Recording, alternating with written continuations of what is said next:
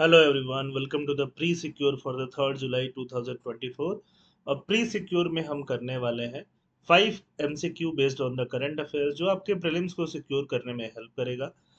इसमें से पांचों MCQ करके जो भी आपका स्कोर होगा वो कमेंट सेक्शन में लिखो। ये डेली प्रैक्टिस आप करते रहो।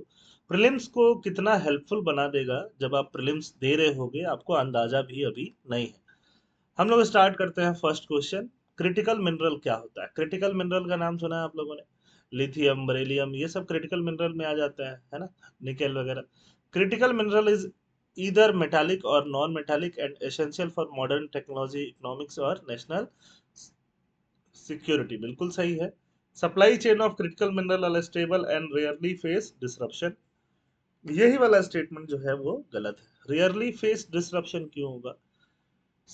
क्रिटिकल मिनरल नाम ही इसलिए है क्योंकि वो क्रिटिकली अवेलेबल हो पाता है, सप्लाई ही इसका स्टेबल नहीं है। कोयला जैसा होता तो फिर कोयला तो और इम्पोर्टेंट है, कोल इज मोर इम्पोर्टेंट, है ना? कोल से एनर्जी आती है, पूरा जो आप इलेक्ट्रिसिटी यूज कर रहे हो कोल की वजह से यूज कर रहे हो। मैक्सिमम चांसेस है, 50% चांसेस है, 50% तक तो अभी हम रिन्यूएबल भी नहीं पहुंच पा रहे हैं। बट कोल का जो सप्लाई है वो स्टेबल है, क्रिटिकल मिनरल का है वो अनस्टेबल है ना? तो इसलिए ये स्टेटमेंट गलत है। और ये इन सब सारे सेमीकंडक्टर, फाइबर ऑप्टिकल केबल सब में इसका यूज आता है। तो 1 और 3 सही है।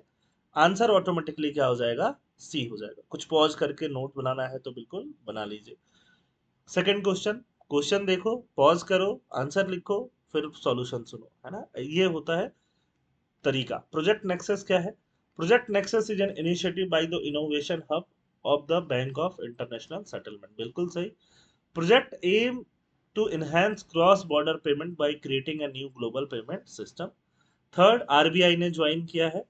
आरबीआई इंडिया का जो यूपीआई है उसको इंटीग्रेट करा रही है, fast payment system of multiple countries. ये भी सही है। Project Nexus will initially be implemented only in Asia, will not expand to other region. देख के ही गलत लग रहा है, तो ये वाला देख के गलत लग रहा है, राइट? और ये वाला देख के सही लग रहा है, बट एक्चुअली ये वाला गलत है। क्यों? अब देखो यहाँ पे आप सिली मिस्टेक करते हो। देखो एमसीक्यू कैसे करना है ना, ये भी एक आर्ट है। पढ़ाई तो आपने कर लिया, सिली मिस्टेक्स कैसे होते हैं मैं बताता हूँ। Project aim is to enhance cross border payment, cross border payment बढ़ाना है, ये तो ऑब्वियस बात है ना, यहाँ तक सही है। By creating a new global payment system, new global payment system create नहीं हो रहा है। तो एक जनरलाइज्ड स्टेटमेंट के साथ जो कि देख के आसानी से सही लगे, एक स्पेसिफिक स्टेटमेंट घुसा के बोल दिया जाता है और आप फ्लो फ्लो में सही मार के निकल जाते हो। यही जो चीज है वो आपको सिली मिस्टेक्स दिलवाती है। आपको केयरफुल रहना होगा ऐसे स्टेटमेंट में। ऐसा हो सक जनरली फर्स्ट हाफ उसका जनरलाइज्ड होगा, सेकंड हाफ में स्पेसिफिक स्टेटमेंट होगा जो कि आपको सिली मिस्टेक करवाएगा, है ना? तो इसको अगर रिवर्स कर देते तो शायद ऐसा भी आप किया जा सकता है कि फर्स्ट हाफ में ही स्पेसिफिक इंफॉर्मेशन हो और सेकंड हाफ में जनरलाइज स्टेटमेंट हो, सो दैट कि आपको लगे कि हाँ ये वाला स्टेटमेंट सही है। But second statement is also wrong. आपका फर्स्ट और थर्ड अगर सही होगा तो आंसर हमें सी मिलना चाहिए यहाँ से। First statement is correct, second is incorrect, three is correct, four is incorrect. ठीक है, तो ये आप पढ़ लो, पॉज कर लो और आंसर लगा लो। How many of the following statements are correct about Finance Commission? Finance Commission Article 283. They are set up every 5 years to recommend the distribution of financial resource between union and state. Their recommendation include the share of a state in divisible pool of central taxes. Finance Commission are responsible for the allocation of resource among state based on a formula that reflect their fiscal need, capacities and performance. यहाँ पे आप देखोगे तो चारों statement आपको सही मिलेंगे। All four सही कर दोगे तो थर्ड का आंसर क्या हो जाएगा?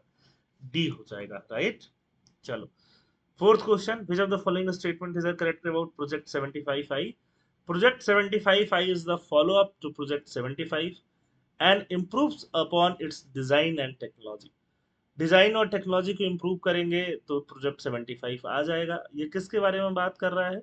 Project 75I incorporates air independent propulsion technology enabling submarines to stay submerge for up to 2 weeks. Submarines के बारे में बात हो रही है दोनों में, है ना? और ये स्टेटमेंट दोनों में बिल्कुल क्या है? सही है।